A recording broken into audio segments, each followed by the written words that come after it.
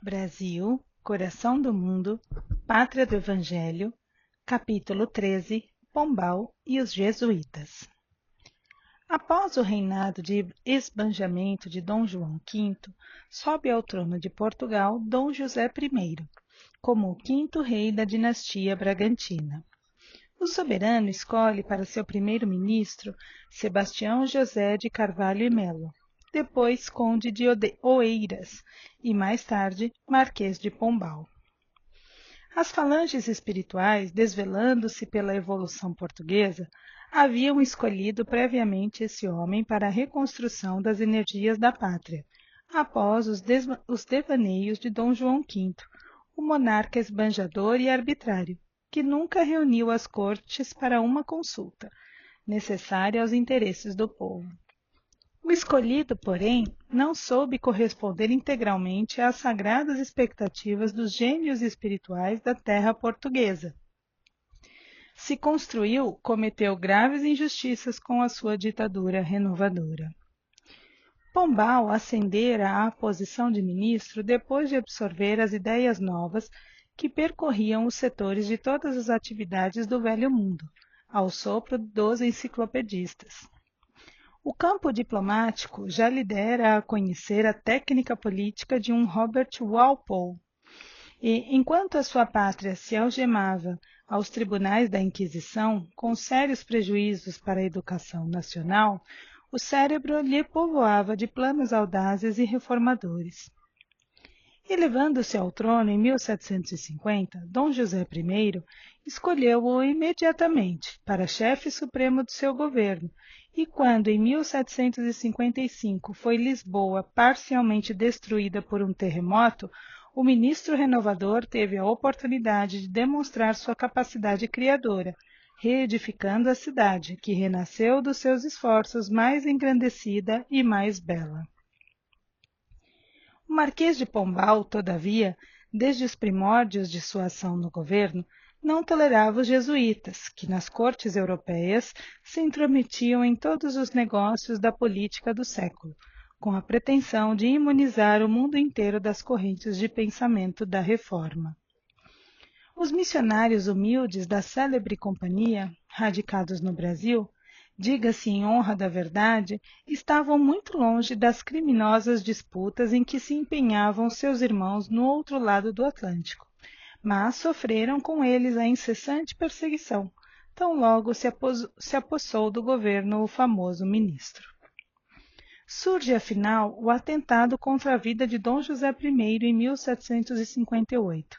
No dia 3 de setembro desse ano, quando regressava de uma entrevista ao Palácio da Ajuda, o soberano foi alvejado a tiros de bacamarte, partidos de um grupo de pessoas desconhecidas. As suspeitas recaíram no Marquês de Távora e seus filhos, no Conde de Atouguia e no Duque de Aveiro, conquanto fosse este último um dos implicados no movimento regicida. O mesmo não acontecia aos távoras, inocentes daquele delito. Instaurou-se um processo que terminou, apesar de todas as suas clamorosas irregularidades, com a sentença de morte para todos os implicados. Em vão, procuram os portugueses influentes na corte modificar a decisão do ministro. Os condenados sofrem os mais horrorosos suplícios em Belém, e a própria Dona Leonor Tomásia, Marquesa de Távora, foi decapitada. Pombal aproveita o ensejo que se lhe oferece para justificar a expulsão dos jesuítas, apontando-os como autores indiretos do atentado, e Dom José I, à instância do seu valido, assina sem hesitar o decreto de banimento. Esse ato de Pombal se reflete largamente na vida do Brasil. Todo o movimento de organização social se devia na colônia, aos esforços dos dedicados missionários. O clero comum possuía escravos numerosos e chegava a defender o suposto direito dos escravagistas, incentivando a caça aos índios e abençoando a carga misérrima dos navios negreiros. Os jesuítas, porém, sempre trabalharam no início da organização brasileira dentro dos mais amplos sentimentos de humanidade. Aldeavam os índios, aprendiam a língua geral. a fim de influenciarem mais diretamente no ânimo deles, trazendo as tabas rústicas às comunidades da civilização, e foram, talvez, naqueles tempos longínquos, os únicos refletores dos ensinamentos do alto, advogando seu verbo inspirado à causa de todos os infelizes.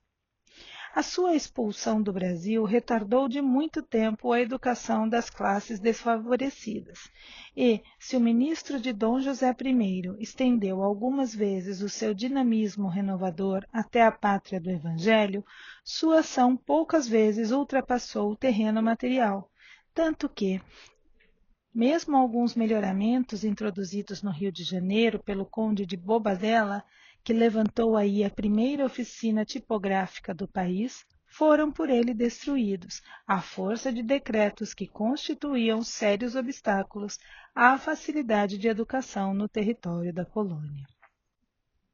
A esse tempo, observando a anulação dos seus esforços, os missionários humildes da cruz procuraram Ismael com instantes apelos. Seus trabalhos eram abandonados por força das determinações do ministro arbitrário. Suas intenções ficavam incompreendidas, suas ações baldadas no sentido de espalharem entre os sofredores as claridades consoladoras do ensino de Jesus.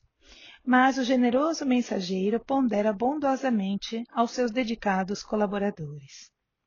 Irmãos, diz ele, muitas vezes os próprios espíritos que escolhemos para determinados labores terrestres não resistem à sedução do dinheiro e da autoridade. Sentem-se traídos em suas próprias forças e se entregam sem resistência ao inimigo oculto que lhes envenena o coração.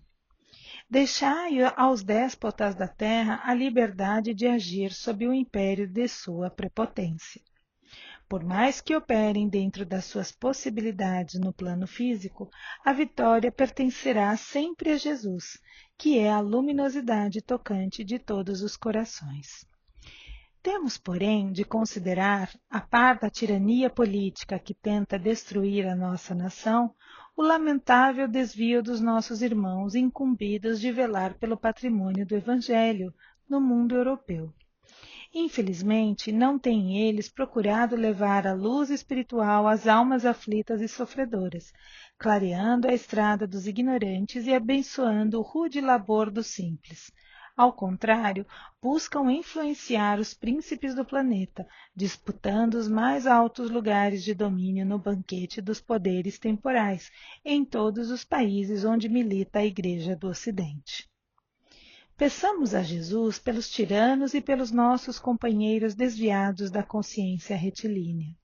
Se terminamos agora uma etapa da nossa tarefa, em que aproveitamos os elementos que nos oferecia a disciplina da companhia fundada por Loyola, prosseguiremos o nosso trabalho dentro de novas modalidades.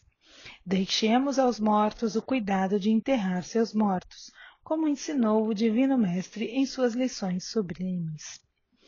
Vossos irmãos, transformando a cruz do Cristo num símbolo de opressão e despotismo, nos tribunais malditos da Inquisição, cavam a sepultura moral de suas almas, que se amoldam ao sacrilégio e à ignomínia. Quanto aos políticos, esses têm uma órbita de ação que não lhes é possível ultrapassar. O tempo e a experiência com a dor, eterna aliada de ambos, ensinarão às suas consciências a lei da fraternidade e de amor, que esqueceram nos dias do fastígio e da glória efêmera sobre a face do mundo. Oremos por eles e que Jesus, na sua bondade infinita, nos acolha aos corações sob o manto de sua misericórdia. Enquanto oravam, gotas suaves de luz se derramavam do céu sobre os caminhos tenebrosos da terra, e a palavra profética de Ismael teve em breve a sua confirmação. A Companhia de Jesus foi suprimida pelo próprio Papa Clemente XIV em 1773, para reaparecer somente em 1814 com Pio VII. Nunca mais, todavia, puderam os jesuítas readquirir o imenso prestígio que possuíram no Ocidente. Quanto ao Marquês de Pombal, Conheceu no silêncio a lição do abandono e do ouvido dos homens. No dia em que agonizava Dom José I, o cardeal de Lisboa, Dom João Cosme da Cunha, que devia ao famoso ministro a altura de sua posição eclesiástica, lhe declara no aposento do moribundo: Vossa Excelência já nada mais tem aqui o que fazer, testemunhando-lhe a venenosa ingratidão. Daí a algum tempo, em subindo ao trono Dona Maria I, destituía o marquês de todas as suas funções no reino, banindo-o da corte após rumoroso processo, em que procurou fundamentar a sua condenação. Retirando-se para a vila de Pombal, desprendeu-se do mundo em 1782, humilhado e esquecido, sob o jugo dos mais pungentes desgostos. Notas do editor. Nota 97. Sebastião José de Carvalho e Melo, 1669 a 1782, foi um nobre, diplomata e estadista português. Nota 98. Robert Walpole, 1676 a 1745, foi um político britânico. Nota 99. Regicida, que ou aquele que matou um rei ou uma rainha. Nota número 100.